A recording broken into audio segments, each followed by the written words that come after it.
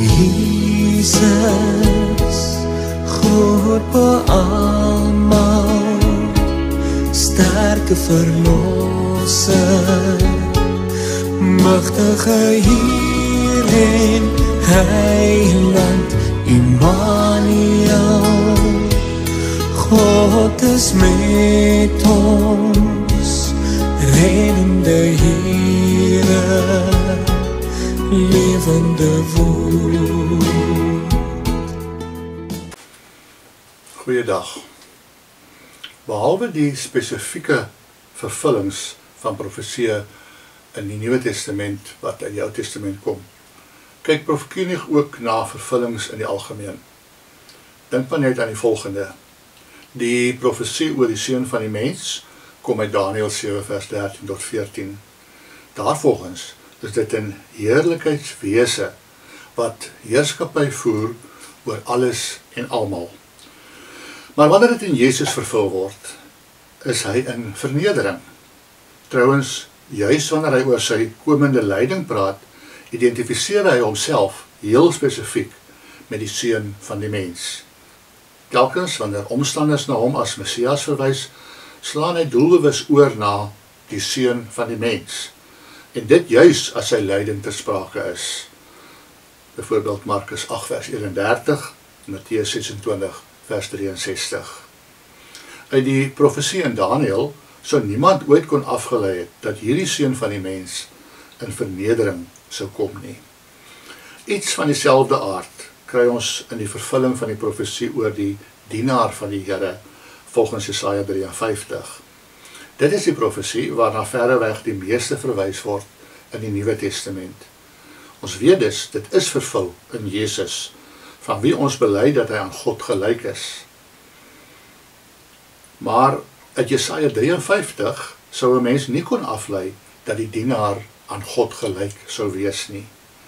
Uit Jesaja 53 kan 'n mens niks meer aflei as dit 'n mens sou wees nie.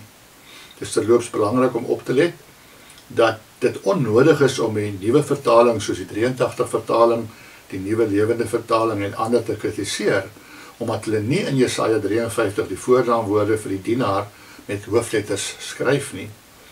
Die plig van die vertaler is om te vertaal wat die skrywers bedoel het en wat die mense in daardie tyd sou verstaan het. En niemand het in daardie tyd selfs eers daaraan gedink dat hierdie dienaar aan God gelyk sou wees nie.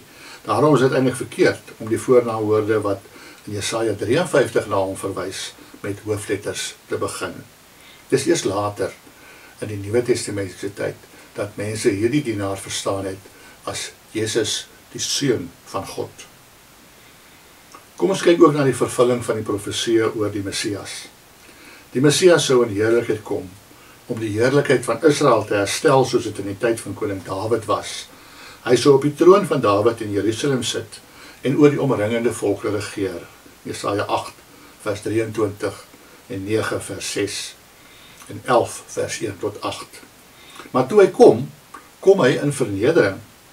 Hierdie kontras was so skerp dat dit een van die grootste punte van misverstand was tussen Jesus en sy eie disippels. Petrus bely hom as die Messias, maar dan praat Jesus oor sy komende verwerping en lyding in Matteus 16 vers 13 tot 23. En Petrus reageer baie skerp hierop. Mag God dit verhoed. Waarom? Juis omdat hy Jesus toe net as Messias bely het.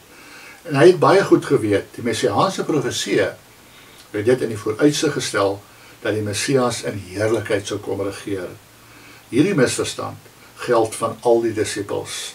Ons lees dit in Markus 9 vers 30 tot 37, Markus 10 vers 32 tot 38. Kom ons bid saam.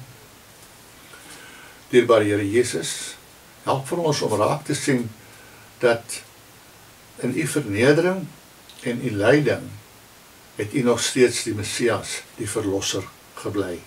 Dat dit juist die manier was waarop u ons almal kom verlos het, deur in ons plek verneder te word en die straf vir ons sonde te dra. Dankie daarvoor in Jesus se naam. Amen.